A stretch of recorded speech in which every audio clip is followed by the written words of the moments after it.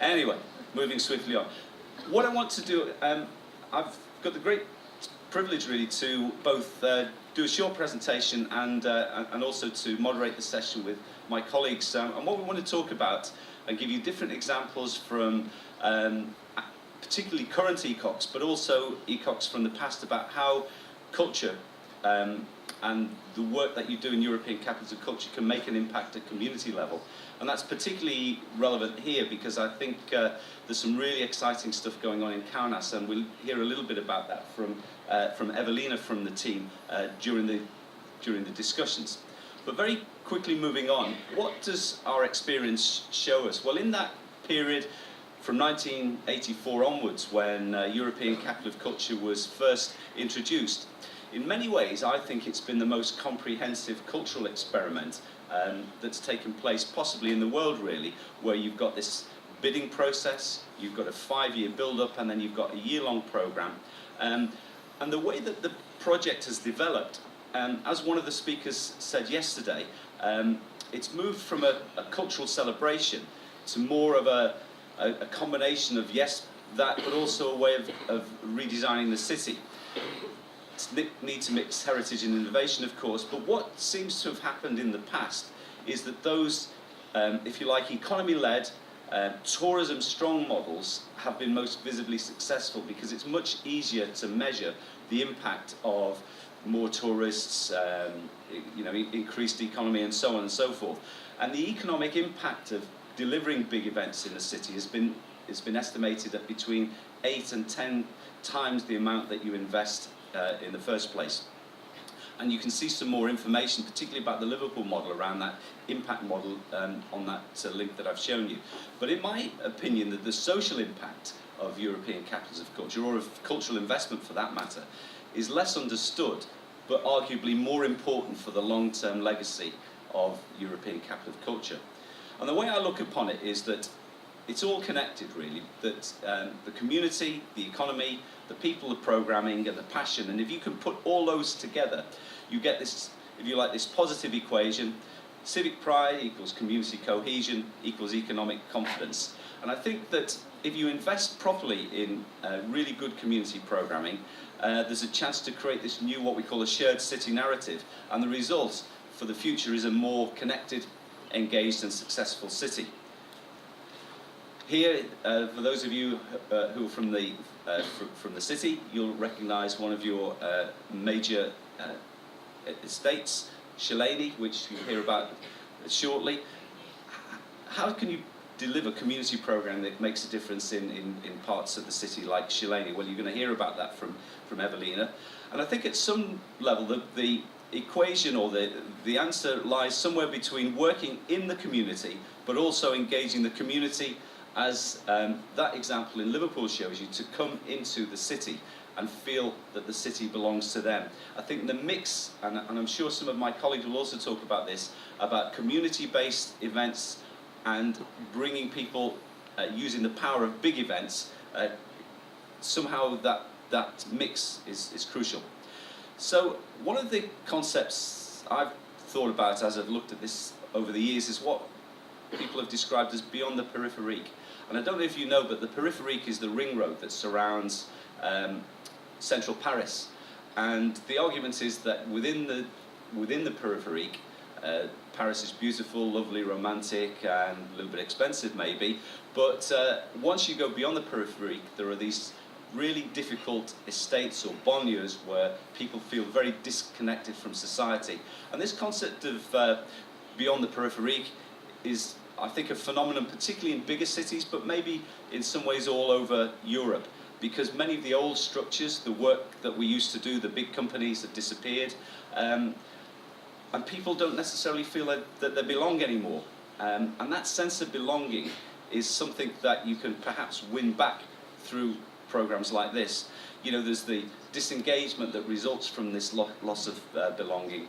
Broken cities has been referred to by former British Prime Minister, and we call it the Brump effect. You know, Brexit and Trump are often results of people feeling disconnected and voting in rather unusual ways.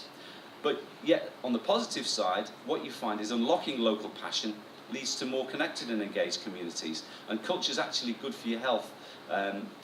Again, there's evidence to show that active, positive engagement in community and cultural life is one of the most successful determinants of positive physical and mental health.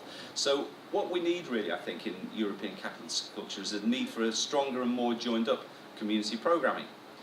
The problem is, are we doing enough to engage with communities? You know, what often community programming at its worst, or at its usual, can be characterized by is the usual suspects. You know, it's community events delivered by the same people, watched by the same people all the time. They're not interesting or exciting enough. People stick to their own areas and they don't go to other communities. Maybe there's too many events on, poor marketing, and so on and so forth. And there's a lack of a clear strategy or plan. So I'm going to look at 2 or 3 examples from European capitals of culture where either slightly or maybe more than people have tried to take a more strategic approach to community cultural engagement, starting with my own city in Liverpool. So we had a very strong focus on participation, largely because the people of the city were very instrumental in persuading the judges to give the European Capital of Culture title for UK 2008 to Liverpool, as opposed to one of the other cities. And so what we did, we embedded participation as one of the 4 strategic goals of the application. There they are. And I think the build-up years, and it's really good to see in Kaunas this work that's happening already just a year after winning the title. I think the build-up years are crucial in building capacity and trust, not only on the part of local people, but also the politicians and the local media who can see that things are happening. And we had 2 main community participation volunteers, creative communities, which Lewis mentioned yesterday, and also the 08 volunteers and the Welcome programme. And they were about 2 things: addressing key city issues through culture and getting local people involved. So the Creative Communities programme, which you heard a little bit about yesterday, it identified a number of key city challenges and appointed a programme manager to deal with each of them. So there was a creative health manager, a youth manager, somebody to look after neighbourhoods, crime, and so on and so forth. And each project worked with a range of partners. One of the projects was a thing called It's Not Okay. It was a very successful film-based project with young people which addressed issues of antisocial behaviour and violent crime on the part of young people in the city. And there was also a project, Lewis showed you Super Banana yesterday, well there were 120 of those created in a public art trail around the city. We had our volunteers. It was a new model for EU cultural volunteering, which started small and then built. And again, we had over 1,000 volunteers by the end of it. And it's also influenced other EU volunteering. What was the legacy of Liverpool 2008 community programming? Well, it was less strategic than ideal. I felt that there were issues around the governance of managing community issues that we lost a little bit once the 2008 year was over. The volunteers continued, which was really, really good. But one of the issues, I think Lewis touched on this, that sometimes in the post European Capital of Culture process, ideas can be lost. But one of the other big things that we've done, and I'll show you some examples of this, that major events can also be taken to more difficult parts of the city. Turning from Liverpool, one of the most interesting kind of recent projects, or relatively recent, was in Košice in Slovakia, where they had a project which again was instrumental in them winning the title. It was called Spots, and it was a neighbourhood-based project in states like Šilenie, where central heating exchange buildings, which were no longer needed, were turned into cultural centres, and 7 projects were set up in 7 different districts. And what was good about Spots was they did a lot of community mapping. So in some areas it was older people was the challenge, with isolation and so on, and so the focus of that centre was delivered around the needs of older people, and in some cases it was more around young people, so it was sport-led projects and so on and so forth. Now, there is some criticism. It wasn't the perfect programme because there was some criticism of the location selection. For example, the big Roma community in Košice wasn't touched by that project. The legacy benefits are still unclear, but if you look up Spots, you will find, I think, that some of the way that the city does its community programming is still based on those centres. So it's worth seeing how that develops over time. In Well, so there's me in spots. I looked a bit younger then, actually. In Riga, in 2014, I think there's somebody here from Riga, Roadmap was one of the most interesting program lines. And it was a participation project which encouraged cultural activity in 58 districts of the city of Riga. Now, what they didn't do is any mapping or addressing of city issues. And they were artist-led projects with 18 projects overall. Now, the evaluation of Riga felt that Roadmap was been particularly successful, less so in delivering community programming, because what they did was an open call, and with an open call, what you tend to find, especially at community level, is the most effective and well-organised communities get all the money. So the money tends to go to the people who've already got it. But nevertheless, I think what it was very good at doing was encouraging local people to connect themselves with the Riga 2014 programme.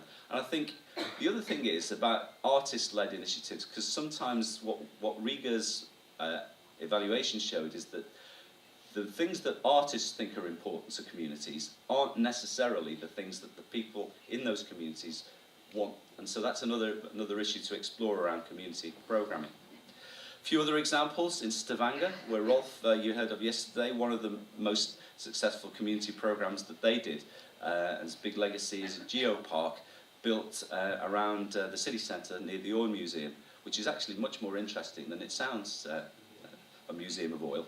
But anyway, in Ruhr 2010, and you may hear more about this from Nadia this afternoon, the motorway that she spoke about in the afternoon session was closed, and it was turned into a huge Stop the City community party. In Derry, Londonderry, which was the first UK city of culture, again a very divided city, culture was used to, the story of the city's legacy, or the story of the city was used in a major event, and a significant healing process as part of the Northern Ireland Peace Agreement followed as UK City of Culture, the first ever one. And here's one from Liverpool, where the giants from Royal Deluxe, who will also appear again in Liverpool this year and in Leeuwarden. I think it's the first time in Leeuwarden that Royal Deluxe will ever be actually in a European capital of culture. We took the little girl giant into the most deprived parts of the city. This is right near Liverpool's football ground, in actual fact. And this kind of connection between the big event and the neighbourhood is also quite important, I think. Another very big challenge in Plovdiv, next year's European Capital of Culture, Stolipinovo, the Roma ghetto. How do you address the issue of such a city within a city?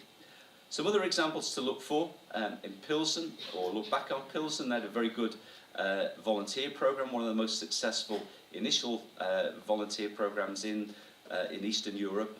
Guardian Angels, built around the city's crest.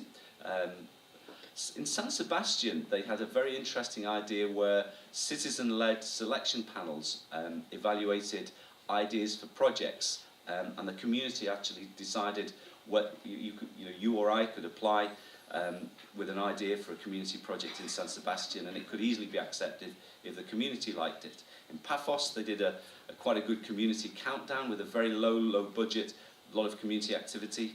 Aarhus, rethinking the city. Not sure what actually they rethink in Aarhus, but I'm sure they're going to tell us. And Plovdiv we talked about. In Rijeka, we've got some people here. They've got a very interesting community program called 27 Districts. And Kaunas, which you'll hear about shortly, are the Fluxus Labs. So there's a lot of really good activity going on. And what I'd like to see, I think, coming out of this, once we have the discussion, is maybe from Kaunas we can start to build some kind of handbook, roadmap to call it another way, of European Capital of Culture community activity. So that's my introduction, really. I think I'm finished now, and I'll hand over to the next person. I hope I've hit your time.